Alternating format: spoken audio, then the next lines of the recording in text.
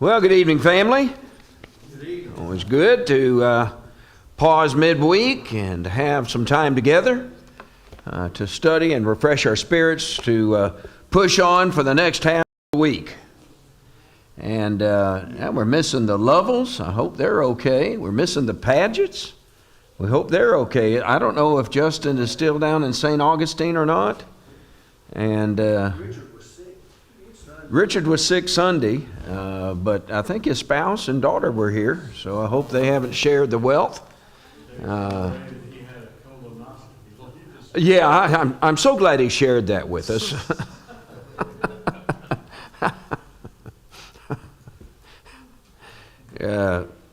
There's a member not here tonight who loves to post on Facebook their ailments and if they ever have surgery, and this person had a hangnail or something, and they posted a big picture on it, and that was kind of their habit. I told Nancy one time, I sure hope she never has a colonoscopy. Or hemorrhoidectomy, yes. Yeah, please, just TMI. All right, well, here comes the better half of the Hartsfields clan, and here come the Padgetts. That's good. All right. Well, it is good to be here, and tonight we will press on to chapter 14 of Brother Shoemake's book on lifelong zeal. I have some handouts of the PowerPoint tonight. I got to figure out this Xerox machine so it doesn't Xerox the other page upside down. There's a way to do that. There's a way to do that, I'm sure, but I have not mastered that particular bit of technology. So apologies for that awkwardness if you are going to be using and going through that as we proceed. All right. Oh, I need the advancer. Is it up here, brother, or is it back there? Is the advancer back there, John?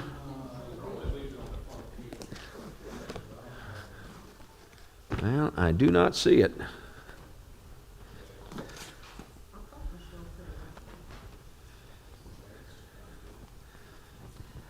I see an airplane.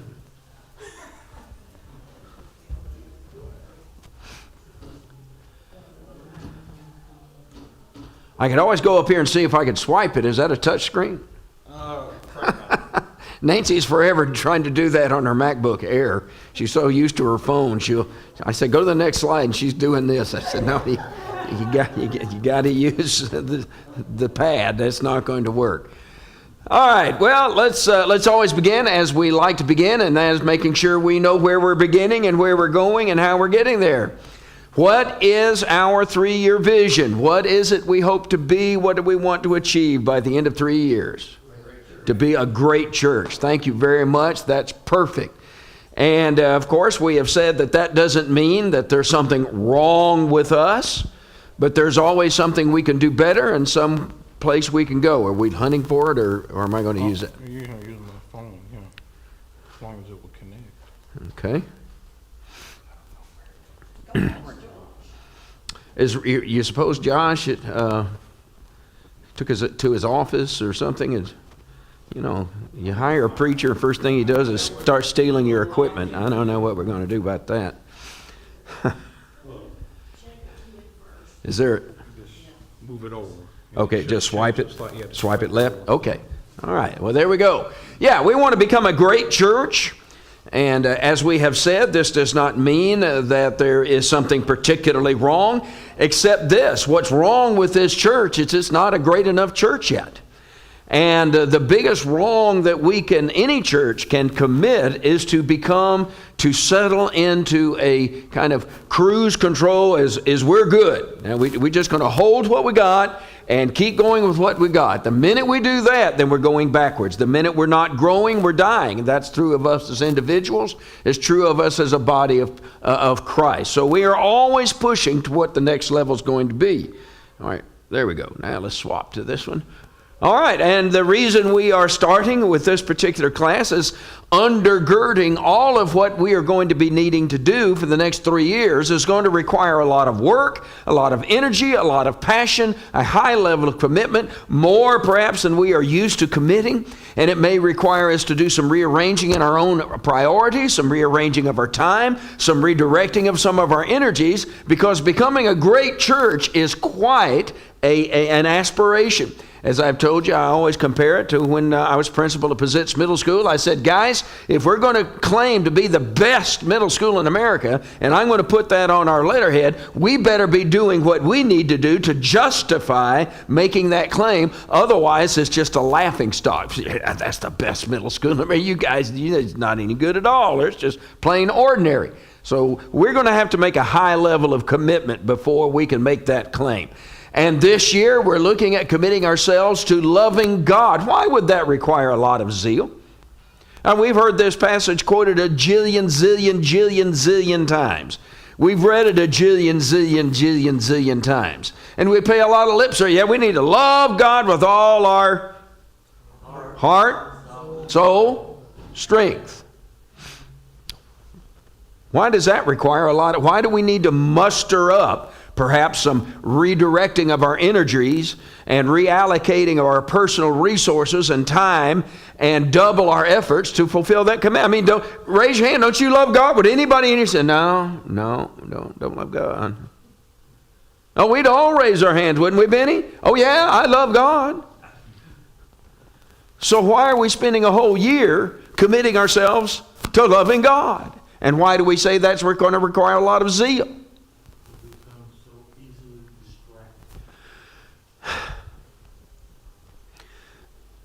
Yes. Not only can we become easily distracted, we can become easily self-satisfied.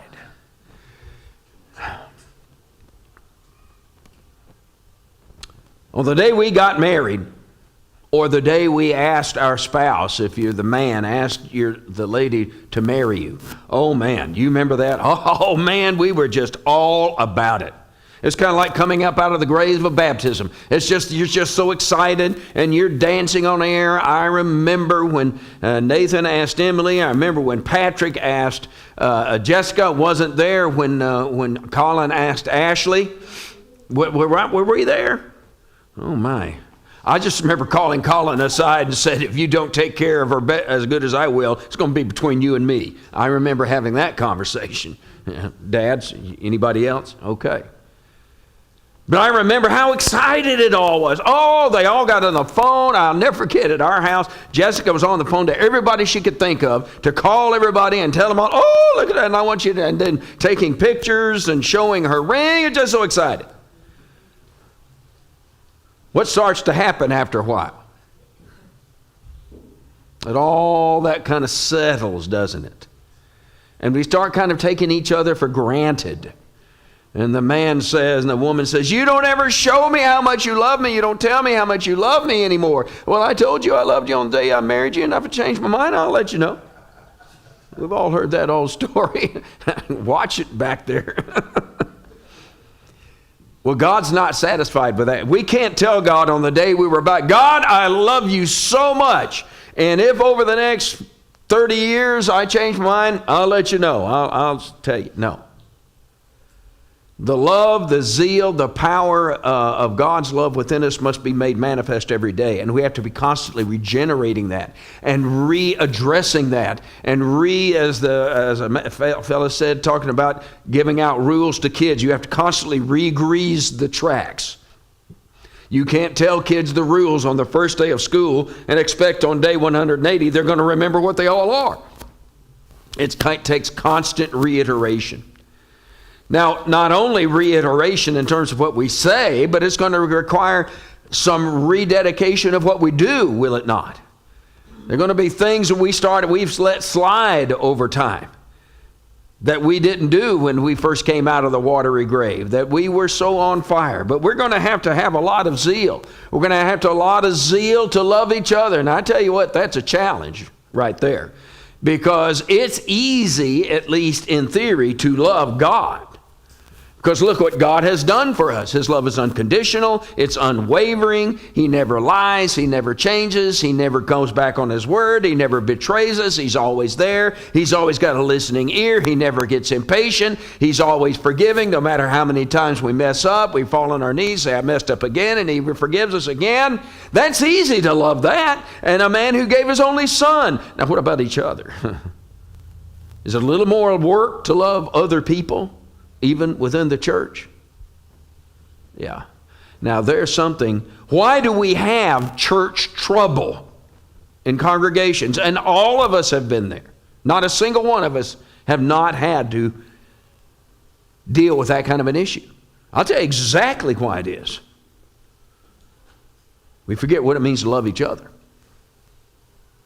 And people start wanting to put themselves first, or be the preeminent people in the congregation, or they get nettled with somebody and they can't see their way to fix it like God would have us to do it.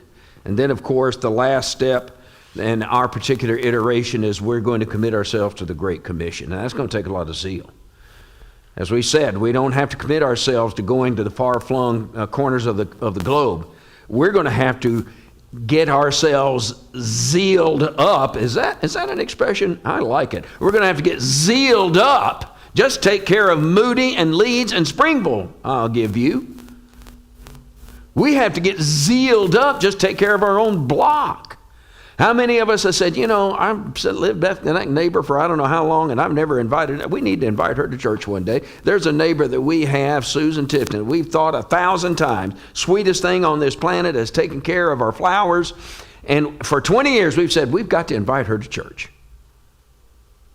David, you talked about being like Ken Craig and going to South Africa. How about going next door? It takes some zeal. So that's where we're going, and that's what we're trying to do. And so far in our analysis of zeal, we've talked about preparing the fire of zeal by assessing ourselves, seeing exactly where we are. We've looked at getting the fire started, ignition. And of course, that fire has to come from a close relationship with God. That is the ignition point. It's kind of like in an engine, that firing of the mechanism down in the cylinder. There has to be the coming together of the fuel and the oxygen, and when they touch, bam, it fires up. Well, the oxygen for our zeal that's going to light that fire within us has to come with a close relationship with God. But then things, as we have just said, start to wane, and the fire starts to dim, and the heat starts to go down, and all of that begins to diminish. So we've got to keep fueling that. When you build a fire, you can't just put on the logs and walk away and expect it's going to stay hot. You're constantly fueling the fire with more wood. If you're cooking on a barbecue, you have to squirt a little more ignition fuel on it, or you have to poke it. And we said the various kinds of fuel that we have to constantly use is we've got to have a good sense of wisdom in how we manage our zeal. We just can't run off in 1,000 directions and do silly, stupid things, because that won't be productive. That's a pointless zeal. That's a zeal not according to knowledge that will not produce anything worthwhile. It needs to be constantly fueled by service. We can't talk about it. One of the things that bothers me a little bit, and I've thought about this 1,000 times, and it still bothers me, and it bothers me about David, not about you guys. But I feel a little bit, when we're studying about zeal, I feel a little bit about the guy who tried to learn how to ride a bike by reading a book. At some point in time, we're going to have to do what? Every one of you who had kids and you taught them how to ride a bike, you didn't hand them a manual. You put them on the bike. And you know what happened the first 6 or 7 times they got on that bike? They fell over and skint their knees. I'll never forget, I've told this story, I haven't told this a long time, about Patrick, my oldest son, teaching him how to ride a bike. At that time, the parking lot behind the Vestavia Church building was next to a construction site, and between our parking lot and the construction site was a low brick wall about that big, and the other side was just mud, where they had been pushing and shoving that dirt around. Well, I had him out, and we were running around, you'd put them on. You know how you do that. You hang on to the back of the seat for a while. But at some point in time, what do you got to do? You got to let go. There's a lot of life lessons in training children about everything. You run around and you protect them and you stay with them, but at some point in time, you got to train them how to go on their own. You got to let go. Well, I went around and boy, I let go and he went flying and he was dealing with it. But one thing I had not taught him how to do, how to brake. So that low wall performed the task for him. He hit that wall, he went over the handlebars and right into that mud and came up sputter and spurting. And I said, well, son, that just tells me of what the scripture says is true, that the meek shall inherit the earth, and I believe you just inherited a mouthful of it. We got to serve. We can talk about zeal and study it out of a book and talk to each other within the pleasant and safe confines of this place where there's no opposition and there's no low walls to run into, and we get all fired up about it. But honey, friends, we are going to have to get out and do it at some point in time. That's a challenge. It's going to take some zeal. It's going to take some courage. It's going to take diligence, staying with it. And tonight, we're going to go to the next thing, and that is protecting our zeal. We're going to have to take care of it. And in order to take care of our zeal, we're going to have to take care of ourselves a little bit. Burnout is, I almost hate to use the word, but I don't know a better one. This is kind of a cliche. Nathan and I have talked about this. I remember when I taught in the classroom, is after a while teaching the same subject 5 times a day after day after day, year after year after year, it starts to get, you start thinking. I remember just getting the 5th time I had to do it in one day. My first period, it was all about, man, I was fired up and it was a new material. Second period, I was still pretty fired up. Third period, I was starting to run out. And by the time I got to 7th period and I was telling it for the 5th time, it was all I could do to generate any excitement about what I was doing at all. I was burning out.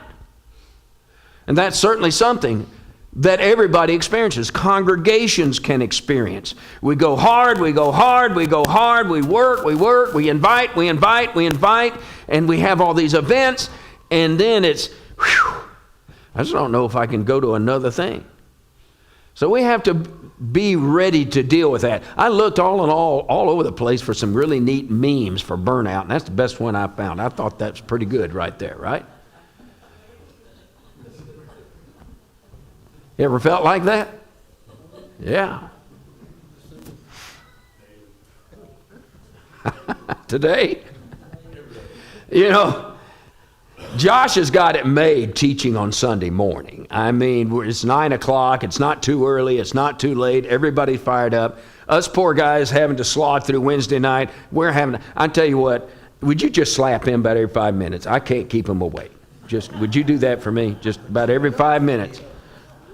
You do it about every 3 at home, so I'm giving him a break. No, it's hard. We are tired. Those of us who still work are tired. Yeah, I know where you're going. I see the chuckle of all our retirees. I feel great. Is that a sign of weakness? Are we weak Christians because we experience maybe burnout in our spiritual lives? Does that indicate that there's something amiss in our spiritual life? You think it's normal? Why do you say that? It's not unique to any one individual. It hits us all. It does. I think so. In every aspect, you do it on your job, you do it in everything you do. You get to the point you get burned out if you don't keep it energized.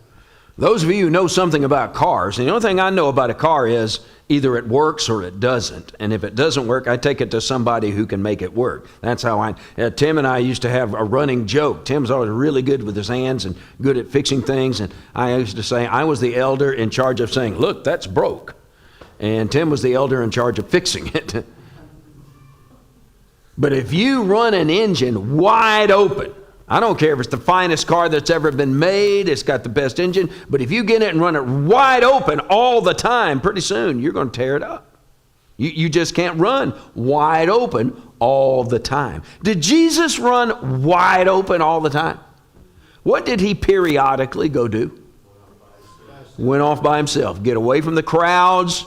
Get away from all of the opposition. Get away from his disciples who are always chipping at him, asking questions and not getting the answers, and asking the same questions over and over and having to have everything explained over and over and over. Kind of like having children.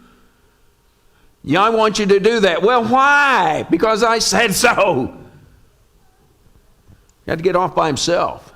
He'd pray all night long. That was a source of refreshment. We want to come back to that, don't we? We need to think about that.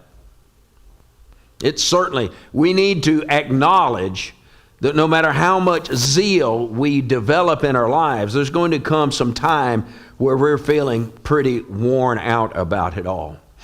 It's kind of hard to read that on that particular part of her anatomy. It's got a black skirt on. Let me see if I can see it. What things can make your flame burn out? And what might you do about it? What makes your flame burn out? Not seeing any results from your hard work. Absolutely.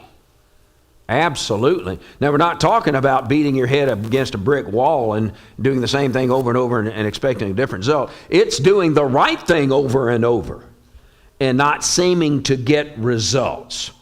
You probably don't remember something that I thought was pretty important from our last Wednesday, is that one of the things we have to acknowledge as we move forward in our zealous works to convert or to work in the church and whatever it is that we're doing, that the payoff, Jesus or the gospel says, not the gospels, but the New Testament says, will happen in due time. God is not on our schedule. Neither are all the people that we are trying to talk to about Christ. That's the whole point in many respects of the parable of the sower. Always remember, this was really in a perverse sort of way comforting to me, that of the 4 kinds of soil, how many of them were bad? 75%. That's a 75% failure rate. Either they didn't pay attention to the gospel and didn't obey it at all, or they obeyed it and they were gone within 2 weeks. How many times in this particular congregation have we seen people be baptized and we never saw them again? That's frustrating. How can people treat the gospel of Jesus Christ in such a cavalier way? And then if you're not careful, you start thinking, well, what's the point? Why bother? We keep you ask Ricky Shanks and Adam Shanks. I talked to this about Jonathan, with Jonathan Caldwell and with Josh. We were having a real issue not baptizing people, but keeping people converted. It's one thing to baptize something. It's something else to convert them. And he said, David, there's nobody who's better at baptizing people than Ricky Shanks, but he has the same issue. That's why he had that whole follow-up program about trying to keep people in. Yeah, there's a lack of response, just despite how much effort we put in it, can certainly cause a lot of burnout. What about this? What do you think about that question? Is burnout caused by externals, internals, both? See, I beat you to the yes answer. I put both up there. I think both probably is the answer, don't you? In what way is burnout caused by externals? I think we've just mentioned it. What? Yeah. Yeah, well, yeah, no, when we go and teach and we give all this stuff and then nothing happens and we get burned out. What else? You said something else in that regard. Well, I said, not like the first response, but it's you are to work as a team, as a congregation, and you just can't get anybody. You can't get a team together. Everybody says, oh yeah, I'll be there, and then they're not. Yeah, we need to get together. We need to be going out, and I'll call you when I'm ready. It gets aggravating after a while. We didn't get to look at a particular chart last time that Philip refers to, and that's the 80-20 rule. And that can be applied. That is a principle that research has shown that in any organization or in any activity, 80% of the work is done by 20% of the effort.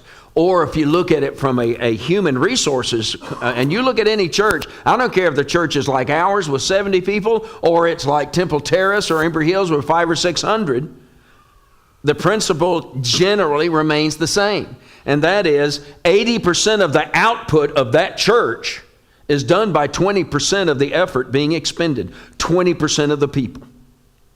80% of the work is usually, and that can get frustrating to the 20% after a while. What about internals? What internal mechanisms can lead us to burnout?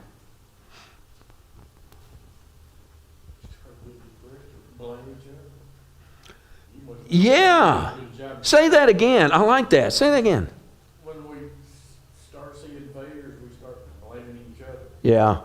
You taught him, you must not have done nearly as good a job as you thought you did. Yeah, and we start, well, I was here. Well, where were you? Some attitude issues within us, and we start turning on each other. Yeah. What else? What about this? Unreasonable expectations. We just said 75% of the soil was bad. That's a 25% success rate. You remember, and I'd like to see us get back to doing this again, if the strategic plan and the committee and the men think so, is setting invitation goals. And remember, one of the principles that we learned is you have to give out 100 invitations to get 10 people to say yes to get one person to come. Those of you who've been in sales know that you're going to hear 100 times more no's than you're going to hear yeses. That can lead, that kind of, if you think that everybody you talk to is going to just respond to the gospel invitation, you're going to burn out in a hurry because it just doesn't happen. So unreasonable expectations can lead to burnout. So these are things we have to cope with and deal with. And that leads us to this. Let me give you some reasons why we burn out. How about relentless opposition? I don't understand. I do not understand. I understand intellectually because Paul said so in the closing verses of the Philippian letter. But emotionally, I can't internalize how Paul didn't burn out. You talk about relentless opposition. That man of God ran into it everywhere he went. He did not roll into every town like Billy Graham and fill the stadium up in downtown Corinth and have 80,000 anxious people come and hundreds and thousands come forward and accept Christ. It didn't work that way.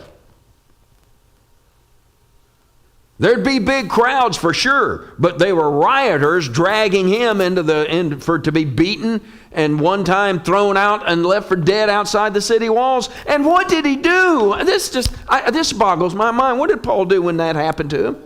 He got up and went back in. I just don't believe David would have done that. I just said, I've given all the effort there I can. I'm done with that. What did Jesus warn when he sent his disciples out 2 by 2? That there are going to be cities where after a while you have to do what? Shake the dust off to your feet and come back to me and we'll all cry about it together. Is that what he said? Go to the next town. You reckon that's why he sent them out 2 by 2? What was it the Ecclesiastes writer said about a twofold, or was it fourfold? How many folds? Threefold. I got it wrong. But more than one. If you take a rope that's really strong and you just pull one of those strands out, don't tie anything to that one. So 2 by 2, one gets down, the other encourages them. Lack of results. We've talked about that. Doing it over and over and it just doesn't. How about this one? Can this pour a big bucket of cold water on zeal? I've seen it happen many times. When we start experiencing internal issues, we're no longer concerned about the lost out here. We're concerned about what's going on inside here. And our zeal turns into we go into survival mode. Type A temperament. What do I mean by that? What's a type A temperament? They better be in charge. Yeah, high and wide and in charge and just going all out all the time. I used to, some of the folks that we were converting that were leaving us, is when they were first converted, they were burned so intensely. And what I kind of devised as I watched that happen, David's law, which I call that fire which burns most intensely often burns most briefly. You can't go wide open all the time. Some of those folks just burn out. Shallow roots, we've seen that, and the people just don't, they're real fired up, but there's not enough grounding here. Fear. Who am I referring to there in 1 Kings chapter 19 and verse 3? We're going to come back to that several times in this lesson if we have time. Who is scared to death and down in the mouth right there in 1 Kings 19? You remember? He's in a cave by himself. No, not David. Elijah. Right after he had done what? He had a major victory. What was it? All the pagan priests of Ahab had just destroyed them. And now he's shivering in a cave, scared to death. I'm the only one left. He's discouraged. He's down. He's scared. And that can put loneliness. And there he is, says, I'm the only one left. How zealous would we be? If you were Paul, how zealous would you be if you were the only one left and everybody was after you? Can you think of another one who even put up with more than Paul did and yet never let his zeal somehow never waned? Come on, it's the obvious one. Peter waned several times, which is kind of like why I like Peter. He's a kindred spirit to me. No, you're missing the most obvious one who faced opposition until it was just him and a bunch of women and a young man named John. He's the only ones left. Jesus. In fact, while he's hanging on the cross, did he feel alone? How do we know? What did he cry out? Eli, Eli, lama sabachthani.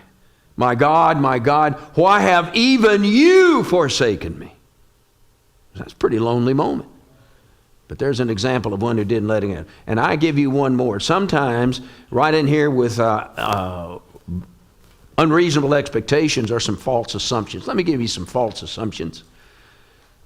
And this, if we go out with this assumption, our zeal is going to go out. We're going to burn out in a hurry, and that is that life's fair. What did Jesus say in Matthew 24:9? That the rain, just and the unjust. If you run out expecting everything to fall in place and everything to be fair, I'm telling you what, Nathan, how many times a day do you hear from high schoolers, that's not fair? 1,000,000. That is, you think about teenagers using the F word, get your mind out of the gutter. It isn't that one, it's fair. I bet I heard that 1,000,000 times in my middle school and high school career. That's not fair. And you know what you say? What does the teacher standard response? Life's not fair. And it's not. We can't let, that'll cause us to burn out. Here's another assumption that we have to be careful about. All right, I don't know what I just did. Yeah, I swiped the wrong way, didn't I? This is like doing this in a mirror. Expecting good to triumph over evil in this life. This was the big problem in the book of Job.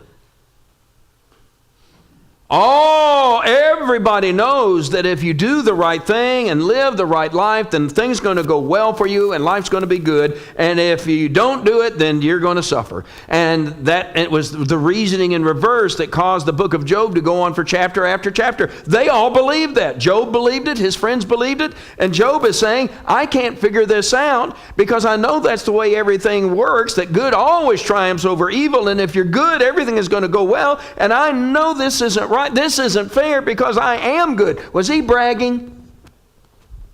No. Who pronounced Job good? God. He was the greatest man in the East. I'm not even the greatest man on my block. But God said, have you considered my servant Job? There is none like him anywhere. Look what happened to him. Now, if he had realized these two principles,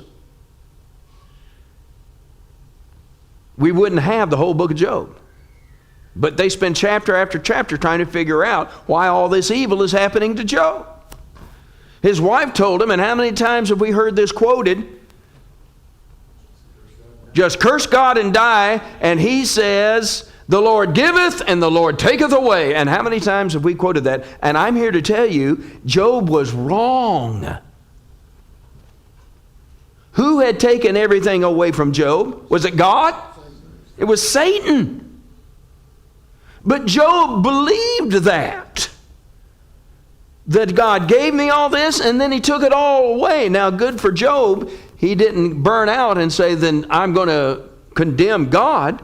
But if he'd have said to his wife, the Lord gives and Satan takes away, then he would have understood how the universe really works, and that would have been the end of Job right there in that chapter. There'd been nothing left to discuss.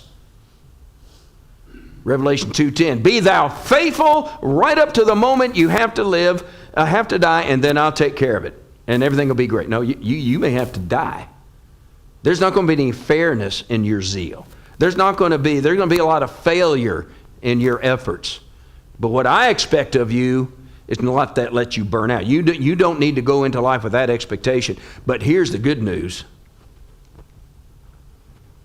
We don't have to manage these things by ourselves. Heaven help us if we did. Matthew 28:20. He sent those 11 scared, confused guys. And I know they're still confused. Because when we get to Acts, what did they ask Jesus? Are we going to get rid of the Romans now? Can you imagine Jesus just had to go, are you guys 12 years old? And he had to stop and explain it all to him again. Those are the guys, he said, go into your next door neighbor in the town of Bethlehem. All the world. Go into all the world. Well, that's pretty frightening. But then he ended it by saying, and lo, what? I am with you even to the close of, I will never not be there for you. Romans 8:31, if God be for us, who can be against us? All right. Though youths grow weary and tired, and vigorous young men stumble badly, yet those who wait for the Lord will gain new strength. They will mount up with wings like eagles, and they will run and not get tired. They will walk away and not be weary. A very oft quoted passage, and it is a good one. But what I want to get out of that, if youths and young men, they're not, God isn't saying it isn't just youth and young men. He's saying, listen to this, if young, vigorous people stumble badly, I'm here to tell you, an ancient piece of work like Victor is going to stumble. We are all going to stumble. Whether we're young and vigorous, whether we're among the seasoned, faithful, seasoned, that means old. We're all seasoned. The staunchest of the apostles, we have Paul in one of his letters, and he talks about the affliction we experienced in Asia. We were so utterly unbearably crushed that we despaired of life himself. Was he on the verge of burnout? We despaired. He was in the depths of despair. Why, we felt that had we received the sentence of death But that was to make us rely not on ourselves, but upon God who raises the dead. As God told him when he besought him 3 times, my grace is going to be sufficient for you to get you through this. Mighty prophets like Elijah, we've already talked about him. And then that is going to apply to all of us most assuredly. Yet, there's an answer to this. Yet those who wait on the Lord will not get tired. How are we going to do this? Very quickly, we're going to have to return to that spiritual heat source, and that's the Word of God. We're going to have to make sure we are letting God speak to us constantly. I'm not getting that thing to turn there. Oh, there we go.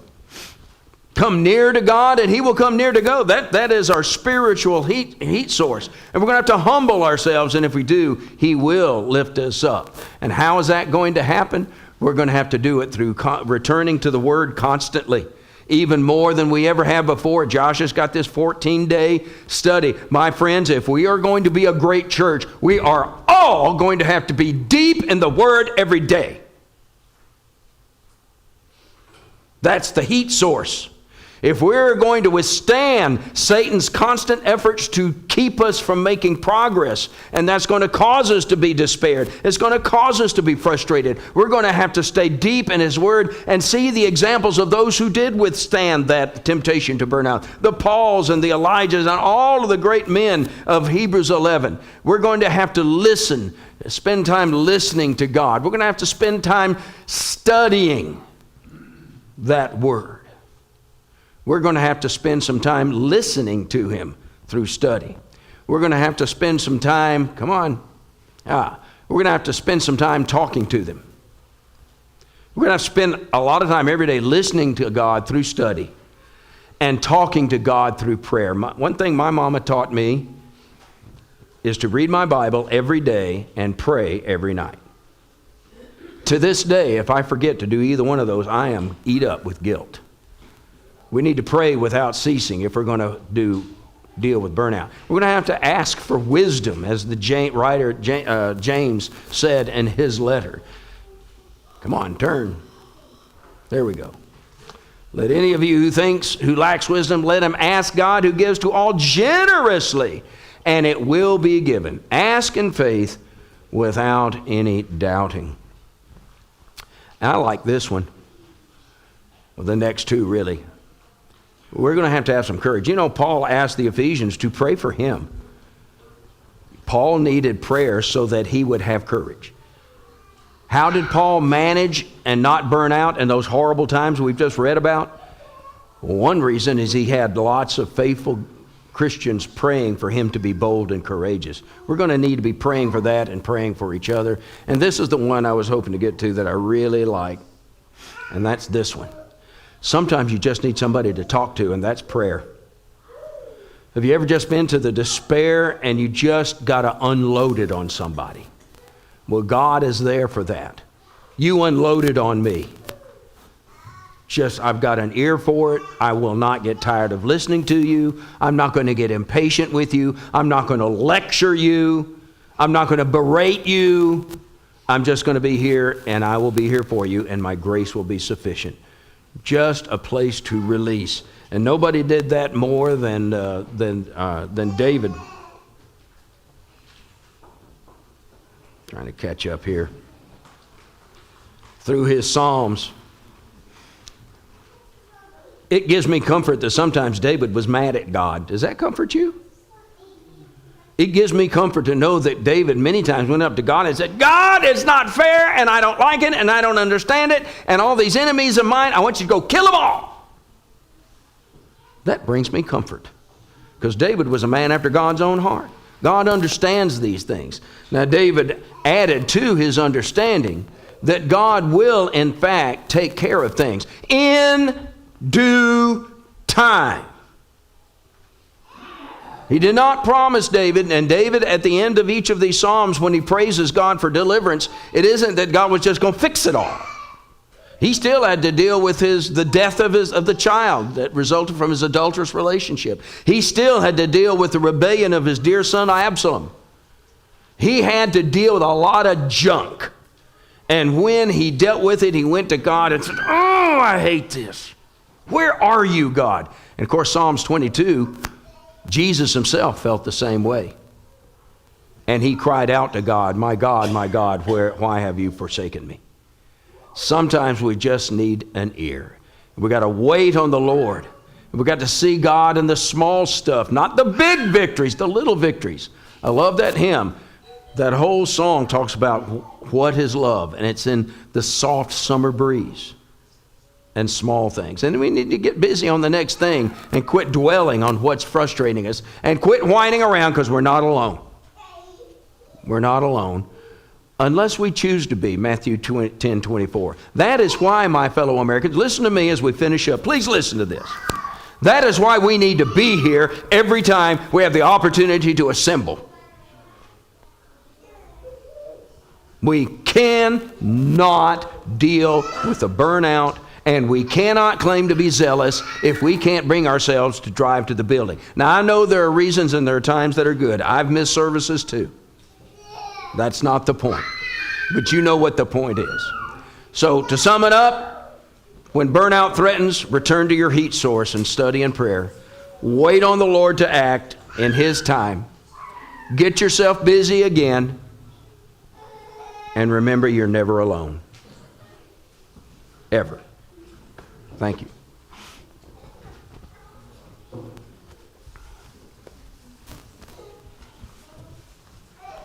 Thank you. That worked great.